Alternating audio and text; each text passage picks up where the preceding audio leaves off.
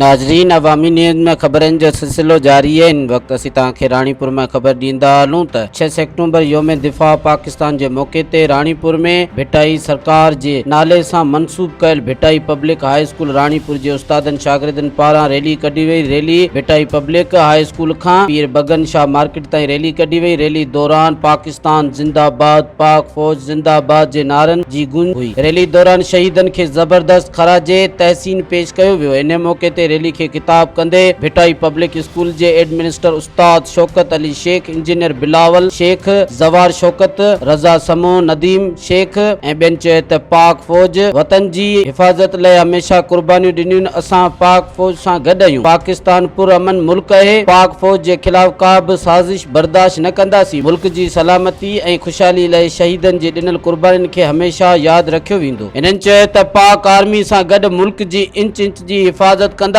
मज़ीद खबरों और तफसीलात के लिए विजिट करें हमारी वेबसाइट www.awamiNewsHD.com।